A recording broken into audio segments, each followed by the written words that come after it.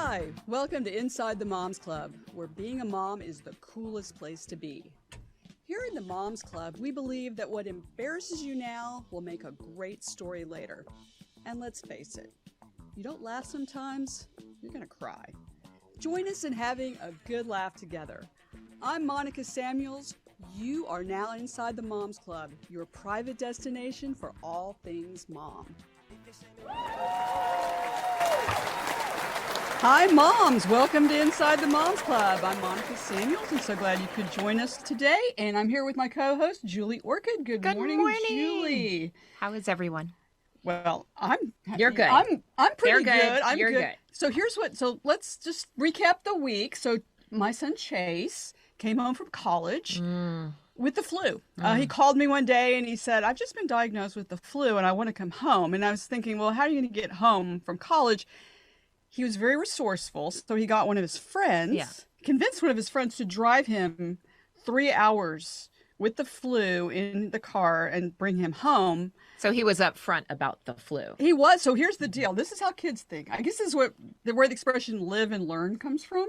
Because this kid, his thinking was, if I catch the flu, I can get a few days off excused. So It sounds like high school. He wanted the flu. But then, as he said later, once he saw how sick Chase was when he got there, when he got in the car, he decided maybe that was a bad plan. So that's where live and learn comes in. Although the kid, he hasn't caught it, thankfully. He just doesn't have it. But when Chase got there, now you're a nurse and you know that I'm a germaphobe and slightly. Okay, I'm going to be upfront. Very much so. So trying to care for Chase with the flu, I made You're like sure tossing all his stuff medicine to him. Yeah, but I had my mask, my gloves.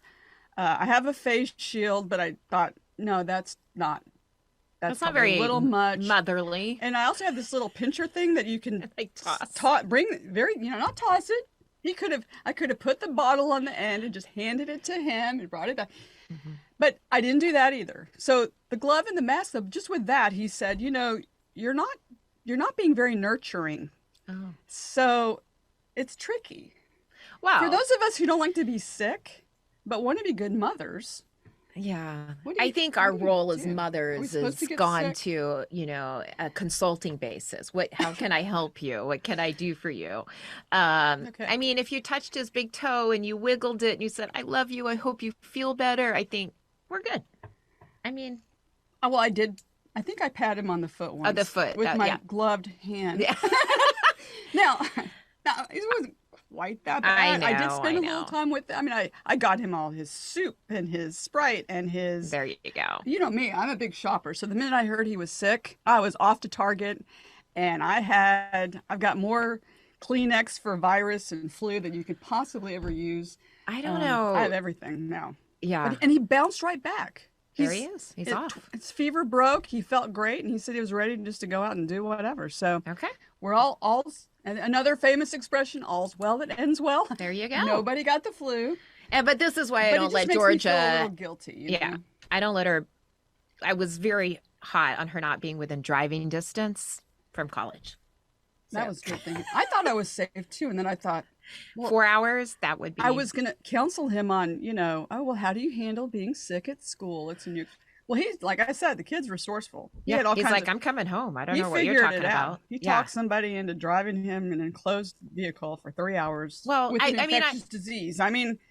He's got the future in sales, I would think, possibly. Or something. That's pretty. Well, we did something of nurturing this year together. We both got puppies.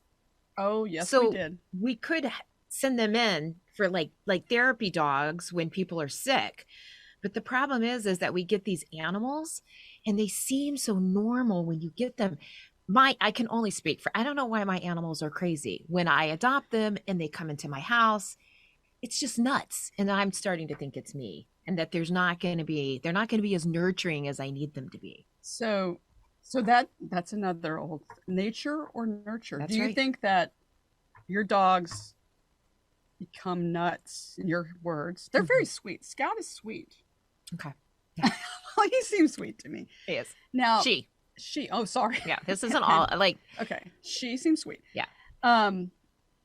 But we both had the same trainer, Yeah. I don't want to go there because, but okay. So Luca, yesterday it was pouring rain and he didn't want to go out and use my very big yard. I mean, why don't I even have a big yard? Yeah. If the dog isn't going to go take advantage of it, because he just refused to use the restroom out in the yard. And instead, now he's resourceful and bright too. He's like, because he thought, he looked over and he thought, there's a huge, beautiful potted plant. Why don't I just use that? Right. And now that's his go-to spot, unfortunately. So I don't know how long geraniums live under that. Well, here's the deal. Dynamic, Everything's temporary. So hopefully my dog will be less crazy. My cats will be less crazy and we'll go on. And he'll use this yard that you have that is beautiful and something Scout would love to have because she doesn't have it. She's a city dog. Well, she can come out to the country. Monica Ranch, as I call it, Yeah. the country. Well, we had them over the other day. They did pretty well. They had fun together. It was a little wild in the beginning. It got wild. I got bitten on another occasion by another play date event, but didn't break the skin or clothes or anything. So if you're going to get in the middle of a dog fight, what do you expect? So well, but you only stick your hand in there once and then you let him fight it out. I don't think it was you. So maybe we just need to find new trainers. I think so. Let's blame it. Yeah. Our Mom's Club member Jennifer. Where is Jennifer right now? Jennifer is driving as we speak. Maybe it's a 3-hour round trip to drop her dog off at obedience school. So it hasn't gone to that. I don't know. It could be all of us a little crazy. We have one Zoomer mom that she would admit to it that when her child left for college, I knew her good, like very well, but not as good as I do now. And she won't care if I say this, but I was like, what are you doing? She's like, I'm in my car. I'm driving to Louisiana to get a cat. I was like, that's so bizarre. But, we all got to do what we got to do. Yeah, that's true. Well, we replace children with our pets. That's right. And it's the circle of life. Whatever. For sure. So today we're going to have a very fun and funny show because we are so excited. We have with us one of the hottest up and coming Asian Americans on the comedy scene. She has over 1 million TikTok followers, and she's known on TikTok as Funny Mom. So we'll have to ask her about that. Yes. She's the owner of 2 comedy clubs in LA, the Hollywood Comedy and the Pasadena Comedy. And this is interesting. We definitely have to ask her about this. Okay.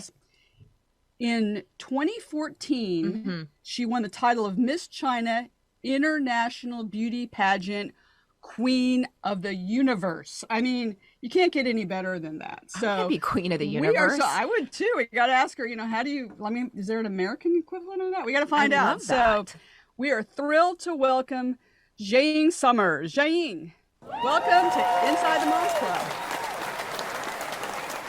I am so excited. Oh my God. You were talking about dogs. I love dogs. Oh. Yeah. So I'm so excited. And you don't have room in your life right now for a dog. Do you have one? I have one. His name is Panda. Not Panda Express, just Panda. I don't eat dogs. Got it. Got it. Okay. That's well, and you also have a 2.5-year-old and a 2-month-old, right? No, she's 10 months old. The Margot. Oh, okay. Right. Say her full name. It's so beautiful. Magnolia. There you go. Oh, that is beautiful. That is beautiful. Flower of Shanghai. Flower of the city. Well, you have a lot of exciting projects come up, which we'll talk about a little bit later. But let's start from the beginning. So you were originally from Detroit. Oh, I'm sorry, China. You're from China. I was joking. So you're from China. So tell us a little bit about growing up in China, because this is something that I know all the moms would be very interested in. So tell us, how you grew growing up in China, what that was like, and your journey to the United States. Yeah, I grew up in China in the early 90s, and we had the one child policy, which you can only have one child. All the family wants to have a boy. So my parents, they kept me, but they are not happy about me being a girl, and I had to really like work very hard to please my mom. And like if I get A minus in the report card, she'll be like, A minus. I did not bring you back from the dumpster for A minus. Whoa. Not like, can you work a little harder? No, honey, you're alive because I saved your life. Why are you giving me this A minus? What do you bring to me and our family? And one of my friends, Chinese friends, you bring shame to the whole dynasty. Like oh wow. Anyway, also it's very weird in China. In East Asia, you have to be very, very pale skinned. Especially as a girl, to be considered attractive. So I always been the ugly girl my whole life in China. And I think that's probably why I developed my humor to make people laugh, because that's the only thing I can do to get attention from people and get people to like me, because I wasn't a pretty girl. I wasn't popular among girls, or the boys don't want to talk to me. I just started really hard and try to be funny and make people laugh. When did you discover that you have this talent and that you could make people laugh? Like what age were you? I was just a funny baby, a funny child. I always the funny one. I always make everybody laugh. Yeah. But I just thought I'm just like clown. I just make them laugh and they love me. And that just made me want to make them laugh more, because it works. Because humor works. No matter how you're funny, people like you. And because you just make them laugh. And that's just like a gift. It does work, and you're beautiful. So yes, and you are the international beauty pageant queen of the universe. So you definitely in LA. I did this pageant in LA, and I told my mom, I want Miss China. My mom was like, "What's wrong with Americans? Are they blind?" Please. Well. Oh my gosh. Well, that is absolutely, not true. So you left from China to come to the United States, and tell us how that happened. How did you? I remember my mother helped one of my cousin to open a video shop, which she sells DVD movies, a lot of Hollywood movies. So when I was around 11, I just go to her shop and watch all the movies. I watched all the classic Hollywood movies. I was determined I have to go to America, because I see beautiful Black actresses. They are like the goddess in the movie. Everybody thinks they are beautiful, and everybody knows they are beautiful, and I know they are beautiful. I'm like, Mom, she's darker than me. She's beautiful. Then no, it just doesn't make any sense. So there's no way I just should be ugly here because I'm darker than the other girls. Maybe something wrong about those people. I need to go to the world to see what's going on.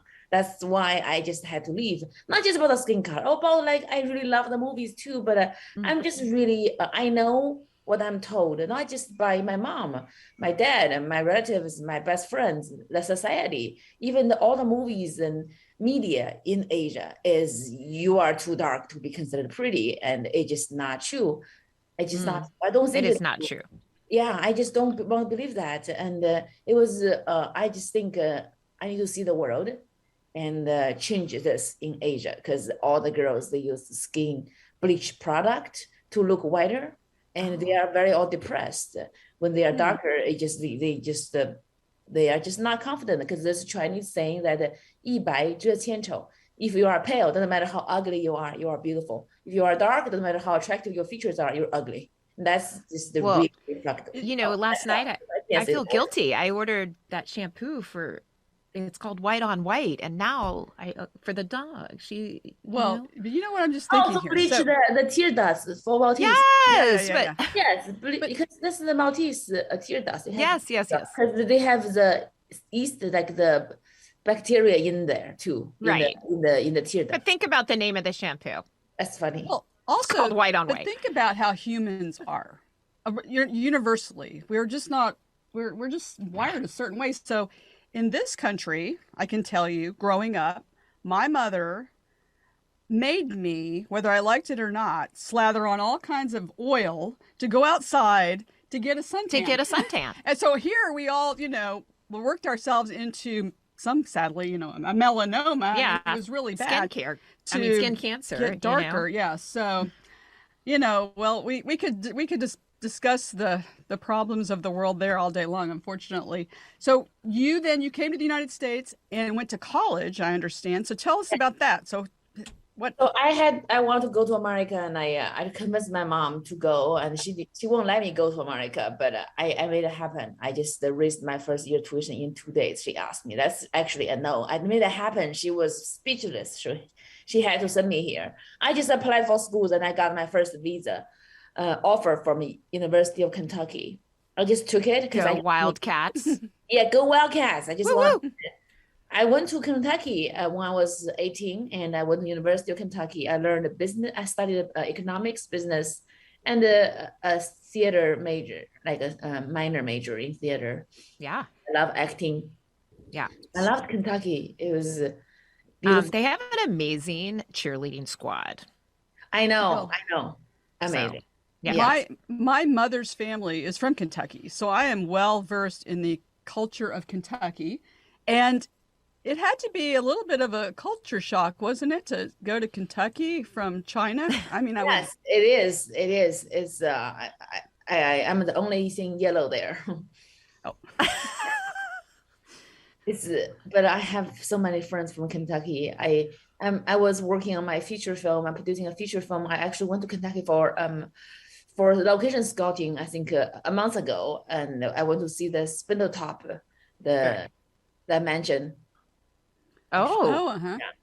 But that's amazing. Well, you brought up Jiaoying, you brought up something interesting, because we have our own version of Tiger Mom, and so I would like to. Is your mom? Well, is your mom, like, I've seen some like of the videos that you did, and some of them where she actually throws something in, and I see you're about to crack up, and you did, and it's awesome. But I was like, does she do that? And tell us your definition of Tiger Mom. I think one of my friend, we do, he's Vietnamese. His definition is that a tiger mom loves her kid, but she will call her kid garbage, loser, guy, if the kid do not do well academically. That's a tiger mom. Oh my Lord. Oh my goodness. So my mom is just really funny. It's really funny. When she sees something like on Netflix, this girl, a beautiful girl cry about getting dumped, talk to her mom. The mom will be like, American mom will be like, honey, you are just beautiful the way you are. You don't need him. we love you the way you are. We love you the way you are. You have a beautiful body. You are very fit. Your face is gorgeous. My mom just dropped her thing, and she goes, why is this woman lying to her daughter like that? She touched my face. She goes, oh, honey, don't worry. I will never do that to you. See, she's a good mom. She's like, I will never tell you that you are fit when you are not. So you don't give it to you straight. Yeah. Okay. Yeah. Well. All right. I guess. Yeah. That's a whole different definition than a tiger mom here, right? Yeah. But I'm going to tell my kids everything that you said, because they always said we were a little hard on them for getting an A-. What happens? I got A- at PE. My mom's just go jump higher, like she's like, no, there's no excuse.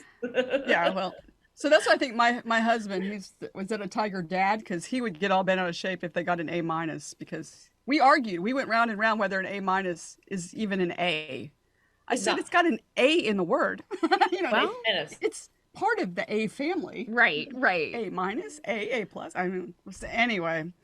Well, so from Kentucky, you end up in LA working the underground comedy scene there. Is that correct? And how did it happen? Like, how do you go from? I mean, that takes an enormous amount of courage. So I would love for you to say, where'd you get that confidence? Where did you? Well, she got it from starting China to Kentucky. That takes so much confidence that I can't imagine. So then, so did that springboard you off to LA, or? I went to I want to go to LA as soon as I'm done school in Kentucky, because I want to be an actor. I want to be in movies. And then I started auditioning. I realized that being me with this accent, it's very awkward for me to get the roles I want. I have amazing mentorship. Nicole David has been my mentor. She's a vice chairman for VM Morris Endeavor, and she has been the Andrews Whitney Houston's agent.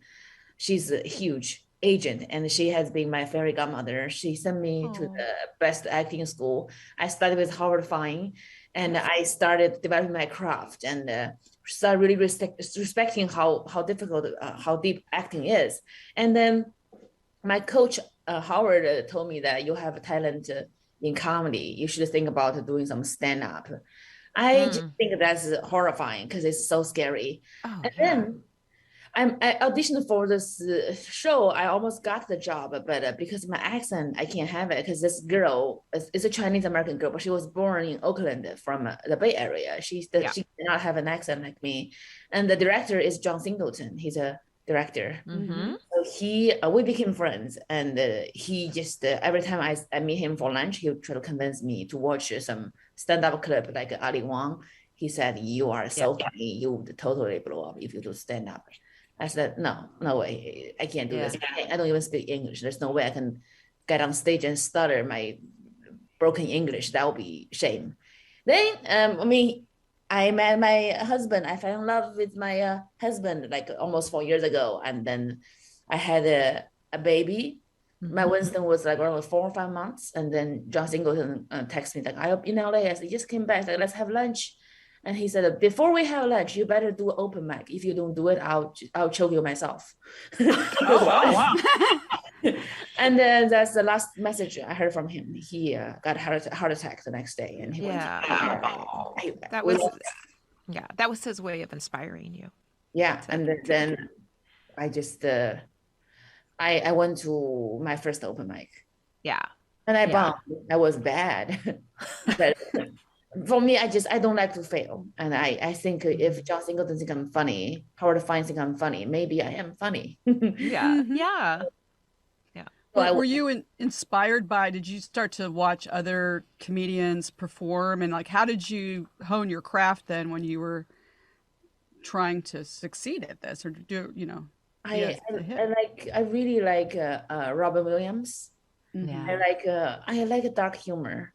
Yeah. I'm not crazy about Bill Barr, but I like him a lot. I just like when people say things that other people want to say, but they don't want to say because they want to be the nice one. I just want to say the truth, and that's my humor is I love Ali Wong, how she break barriers as this Asian woman with this sexual revolution, hilarious, outspoken. But she's American. She's Chinese. I mean, she's American. She's Vietnamese. She's Chinese. She's not me because I am just not very Americanized. I'm just a foreigner because Ali Wong is this Asian American lady. I am also now I became American, but I'm also a foreigner because I grew up in a different culture. So what I have is very different from her, and a lot of people want me to copy her style. That's I went to a coach to teach basically the basic thing about stand-up. How do I hold a mic? How do I do things? He's like, oh my God, it'll be so easy for you if you can just copy Ali Wong's style and you just got famous soon. I said, no, I'll be a cheap copy of her and it won't be me. It won't be funny. It'll just be stupid. I would never want to do that because we have different experience. That's why I write all my jokes. I don't have a writer. I write everything because I think that's what makes it funny because it's based on my life and it's my voice. It's the thing I want to say. That is not always pretty, but it makes people think and make people laugh because it's real. Yeah. So that makes me think about your subject of including everybody, being inclusive. And that's a big thing in your comedy clubs. I would love for you to speak to that because I can only imagine how difficult it would be to come from China to go to the University of Kentucky, then to LA. And it takes courage to open that up and be inclusive to everyone. And I was reading some of the people that you have in your clubs and how you really focus on that. So I'd love to hear about that and where that came from. Thank you, love. I think when I just start doing, I'm a workaholic. When I do something, I have to fail very, very, if I just fail, I fail completely or I'm not getting up. I would not give up. I will have to, I don't know where I'm going, but what I heard is that for stand-up, the stage time is going to determine where you are. Talent is a big part, but how often do you get on stage? 10,000 hours. If you get on stage 10,000 hours, you will be good at it. If you are really not funny, you won't. But if you are funny, you'll be very good at it. And I just don't think there's no other way around it. I bought a folding chair from Amazon. I go to the open mic at Laugh Factory. You have to sit there at 12 noon, wait for 6 hours, and then get online, and hopefully you get on. And that's your life. And go to the Laugh Factory, go to the improv, stand in line with 200 comedians, and hopefully your name is pulled 10 people out of 100. I do that, and then I drive to the valley. I go to those creepy bars to try to get a spot. I did that for a month and a half. Then I'm like, no. There's not enough stage time. I standing around. I just like, it's like you look at other people get on stage, you can't get on, and you have all the jokes you've written. And said, I will open my own place, a place where everybody. Because comedians, they work odd jobs. Some people have no time at night. Some people have no time daytime. So my comedy club, we have open mic that's hourly. It's slotted. You can make appointment a week ahead that your spot is guaranteed. Every hour I have 10 people and everybody has 5 minutes. You go out, you work on your materials, you get out. You don't have to sit there for 4 hours. So now we are one of the most successful underground comedy club with the open mic, slot open mic. We have 100 people coming in and out every day, because from 2 p.m. to midnight, every hour I have 10 people. Well, I mean, you appreciate the dedication and the hard work and giving an opportunity. That's awesome. Well, and that's really, and the way you're doing it is really smart. Mm-hmm. That's A work, A plus. That's really smart. Tell your mom we gave you an A plus. Oh, thank you. I got A plus. You got A plus. I really do love everybody, because I struggled so hard when I was in Kentucky, from being a foreigner, doesn't speak the language, have no friends. So that I'm always been the outsider. I remember I was doing this open mic at the comedy store. They have the potluck. Every single person want to be in comedy is there, standing in line trying to get a spot. And we have this guy is he's on a wheelchair. His name is Kyler. Basically, his wheelchair is rolling backwards because it's a big slope. All the other comedians were laughing at him, like, "Hey, dude, you should be in comedy. Like, what's wrong with you?" I was in my specky, because my second week in doing open mic, I was wearing my specky heels, my Birkin purse, and wearing big diamonds. I just try to push him up. He would look at me, think I'm weird, and then they start laughing at me. I just kept pushing him. He's like, sure as you're not gonna rolling backwards. This is dangerous. Then other people are like, "Oh, Kater, is this your Filipino nurse?" Wow. I said, I'm his mom. I'm his sugar mom. I'm his girlfriend. I'm his sugar mom. Everybody was just like, oh my God. Because I just don't want people to make fun of other people, because I've been Kyler my whole life when I was in Kentucky. Like, you like, don't bully anybody, because you don't know where he is after 5 years. Right. He'll be a star, or he'll be somebody. Don't make fun of people. I'm so tired of those things. In comedy, you also get hecklers. Mm-hmm. Like, how do you deal with that? Every day. Yeah, how do you deal with that? I mean, they want I just speak back to them. I literally, when I was in San Diego Laugh Factory, I was on stage.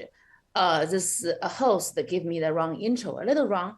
I'm getting this 30 minutes comedy special on Hulu. He said 10 minutes. I said, it's 30 minutes, not 10 minutes. Hiker is like, honey, you look like you only have 10 minutes. Oh wow. My goodness. Hey, just because you cannot last 10 minutes in bed does not mean that I don't have 30 minutes on stage. and that shut him down. That, yes, it did. And with that, we will bring in our Zoomer moms. Awesome. So we are very excited to bring in our Zoomer moms to ask their questions. Come on in, Zoomer moms. Welcome, Zoomer moms. Let me introduce each one of them. We have Helen Savage from Arlington, Virginia, the mom of a lovely daughter, Olivia. Leslie Harrell, who has 2 children, a son and a daughter. Hey, Leslie. Hey, guys. Caitlin Nelson, who is awake. And so it's exciting because Caitlin has, she's from Salt Lake City, Utah. And she has 2 children, a toddler and a newborn. Yeah. A newborn, which is, that's why it's so amazing that she's here with us today. We're very excited. And last, but certainly never least, is Angela Mccomb, the mother of 3, 2 daughters and a son. And so welcome all you Zoomer moms. Hello, everybody. Okay, so let's start with Leslie. Leslie, do you have any questions for Jiaoying?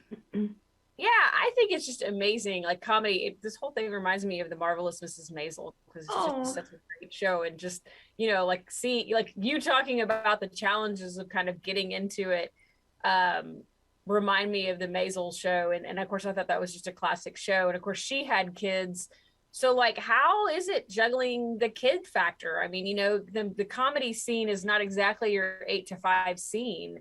And so it does lend itself to not being super. I mean, I know you have a lot of help from your mom, but just being a hands-on mom. I mean, you were kind of joking about the Chinese culture and the tiger mom and all that. And obviously you live in the States now. And so that's not typically the way parents are trying to raise their children. And, parents always want to be really hands-on. So how are you navigating that?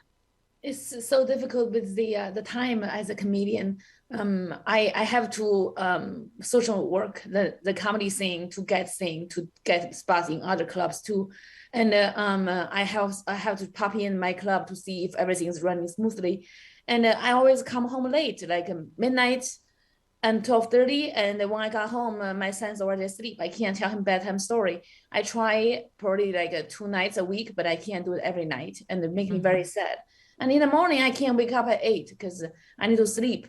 So I have help, but my husband was always a bad mom shaming me. He's like, if your son don't see you at night and in the morning, he doesn't have a mom, where are you? You don't exist.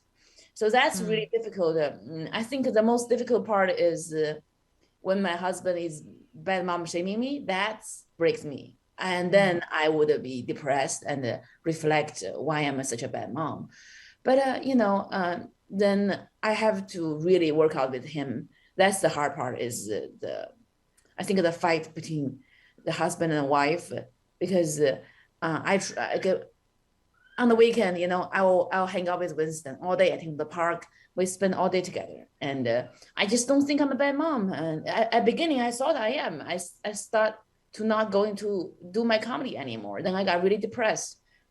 And Winston, he just in the morning, he could go to school and he's there from 8 to 4. He didn't really need me just following him around like a helicopter. So I start to feel confident and then to not basically to tell myself that you don't have to be perfect. And Winston, you love him. He knows. And Harrison need to shut up. That's what it is. Well, I have one other question real quick is just, so like, as you kind of evolve, we'll leave the mom thing out of it because obviously mom is priority. But like, do you see yourself now as you've kind of moved in your career more as a comedian or more as a businesswoman? I think both. There was a very important moment. I think 2 months ago, I moved out. We have a difficult marriage right now. I moved out to this place near my club in Hollywood in Hancock Park. So it's much better. After I moved out, everything took off because I don't have people blame me anymore. And I see my son Friday, Saturday, Sunday, and my baby girl is with me all the time.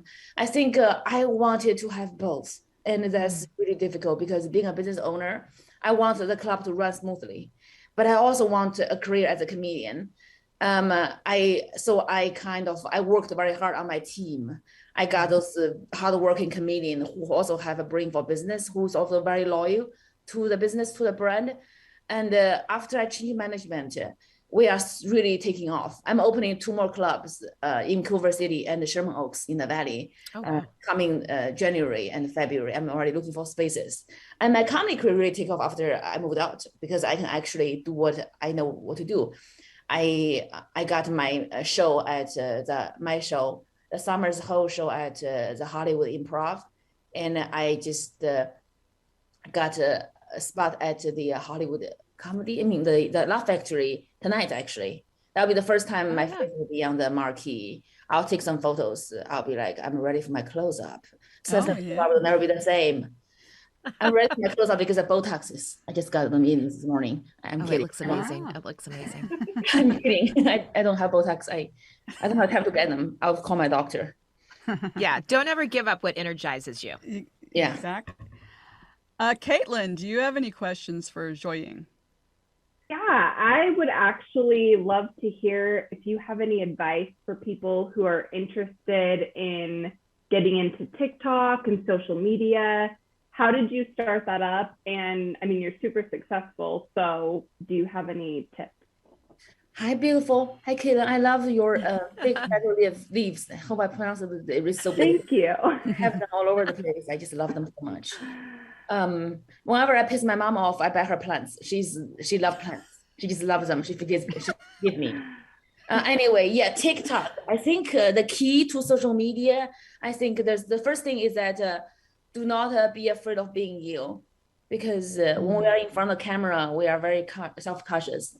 But the audience don't want to see somebody who's nervous. They want to see somebody is sitting on her toilet, drinking wine and talking to her best friend, bitching about the boyfriend. When you are being that, they love you because you are not pretentious. You are not somebody from a screen. You are their best friend. So they can relate, be like, oh, she's not perfect. This girl on the camera talking is not perfect. Even though you are giving tips, when you talk like that, I think that's the feeling they have. That's why when we see somebody, they don't do anything funny. They are not the most beautiful model on the campus. They just have so much followers. People just love them. Why is it? I think they just don't care. They just let it go. Mm-hmm. That's what I see Dave Chappelle when he's on TV. The star power is not like his jokes is amazing, but it's just the way he do it. Is he's sitting on his toilet, taking a dump, talking to his best friend. That's kind of relaxation, like that kind of vibe. It's just, that person, I know him. This is like my friend, who and who. And that's, I think that make people relate to you and they just love you. It doesn't matter what you say, they like it. Obviously, what you say is important, but then that's the first thing is just to not feel nervous. Don't be nervous. Because if you are nervous, they are nervous. They were like, oh, I feel nervous. Let me just move. Yeah. It's good advice. Yes, for stand-up is, I think a comedian is the pilot who flies the plane. And if you get on stage, you're nervous. People don't want to listen to a word you say. They're like, just get out. I don't want to look at you because you are nervous. You make me nervous. I don't want to laugh. But if you are the captain, you are confident, you know what you're doing, you take over. People are like, okay, I'm in good hand. You have to make people in good hand. 5 minutes of one person is 5 minutes. If you have 200 audience, you are taking a lot of time from people. Don't waste their time. That's what I think. Yeah. All right. Angela, do you have any questions? Yes. So I'm a mom of 3 older children, and I'm also the cat friend, Julie. Thank you for sharing that. Sorry. Yes, I drove to Louisiana for a cat because I was sad my child left. Because you were sad. But you're taking self-care. So as I got older, it was something you said, and my children got older, I always thought, I'm never going to be like you. When I was thinking about my mom, especially as a teenager. And I know you have a lot of jokes about your mom. What are things that you would do versus wouldn't do as your children age now? I think what I would do is that I would tell my kids how much I love them more and more. They need that. That's what I think my mom didn't do. And she can't do. It's basically the barrier, the culture that she can't tell me she loves me. If she I think because she knows that the moment she say that, she'll die. That's the last word she'll say. But what I would do is that I think I'll discipline I'll discipline the kids in a loving way, because I think the greatest gift my mom gave me is that she's so tough. She disciplined me so much that I can survive anywhere in the world. I can go to a place I don't speak my language. I will be okay. I'll be fine, because she gave me the hard work and the discipline to work hard.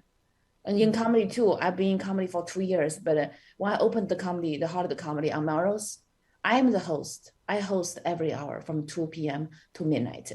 I open the door. I'm up the floor. Because I tell myself that I said, I can't hire somebody right now. They can tell me stupid things. They can lie to me. I don't even know what they are lying about because I've never done it. So I did it for 2 months. I mop the floor. I clean the door.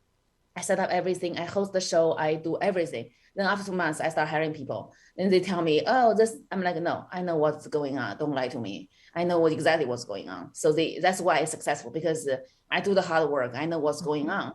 rather than just like my husband gave me money or sell a Birkin to open up a store and then find out that I close next day. You close next day because you have to earn it. Yeah. So we're you know not what's closing. interesting? In America today, we tend to be more like we think it's being more nurturing to our kids, despite what I said earlier about my caregiving and when a child is sick. You know, we give them trophies for everything. We scream at their teacher if they don't get, you know, an A and everything, and try to coddle them a lot. And you're describing a culture where you grew up is quite the opposite. Mm-hmm. But you've been successful because you can roll with it. I mean, what do you think is the better? Is like, is there a happy medium between the two, or? I think so. I really think so. I think cuddling and encouraging is very good for the kids because they will know how to be happy. I don't think I know how to be happy. I still need to work with my therapist that I can achieve little things, but I always hate myself. Like I got in a Laugh Factory. I can see my face on the marquee today. I'll be like, oh yeah, there's a lot of people who've done that before. So what's special about you? And then I have a million followers on TikTok. Yeah, your friend Steve has 10 million followers. He's better than you. And then our business is doing well. You know, we have within like 1 week, all our mics are full. It's very good business. I'm like, oh yeah, but you should open another one. You haven't done it yet. I always hate myself for not doing something more. I believe that if I achieve more success, I will still won't be happy. I think that's the scar from this extremely tough discipline, like crazy tough parenting. I don't think, but when I see my American friend who have loving family, like for example, this girl, she cried about that her mom missed one of her ballet recital. I said, she's like, my mom is so mean. I always can't forgive that. I said, I said, how about your mom? I said, she's pretty nice. She took me back from the dumpster, even though I don't have a penis. Yeah. So, but she's always happy. I mean, she said that, but my friend, this girl, she's happy about little things and she's content. And I can feel that she has less anxiety than I. And if I achieve more than she does, she doesn't hate herself for doesn't do that. She knows that she's doing a lot. And I don't know. I would never know. I just always think that I'm a loser. I think that's bad for the kids. I prefer my kids to be happy. And happy is a great thing. That's true. Yeah. Helen, do you have a quick question? Yeah, quick question. So I am always the person who likes in a job or whatever I'm doing to be the behind the scenes person. I don't like to be out front. And so what's your biggest fear when you walk out on stage? Because I can't imagine doing what you do, both running the business and then being the face out there, being the comedian, being on stage, trying to get the laughs. What's your biggest fear? My biggest fear is when I don't wear my mascara. When I don't wear my mascara, I don't have thick lashes, I freak out. I'll be like that. Because a Chinese woman with no thick lashes is a Chinese man, you know. I don't have any. I'm like, I just want to make sure they don't mispronounce my pronouns because I don't want to know, I don't want them to think I'm from, I'm a lady. Oh my God. I feel so anxious about my look. But I think the look, because what's your name? Helen. Like, if I have your hair, I'll be very confident. That's the thing is, I feel like as a woman, if we don't look the way we want to look, if we're too busy, didn't do the hair, didn't get face done, when I get on stage, you just feel a little like, oh no, my hair, how did it look? That's why if I have more time, I can really get my hair done, like Helen. I think I would be really, really confident. I think that at this point, when I get on stage, I don't have fear anymore. So you have That's so funny because I do my roots myself now, and I wash my hair once or twice a week and throw in hot curlers. The curlers. To keep from having hot curlers are my best friend still at after all these years. Yeah, I think this is now I just go on stage so much at my own clubs. When I go on big stage, I really don't feel so much fear, but I do fear because when I don't look the way I want to look, I just feel like, oh, I wish I did my hair so I will feel better and now have better photo.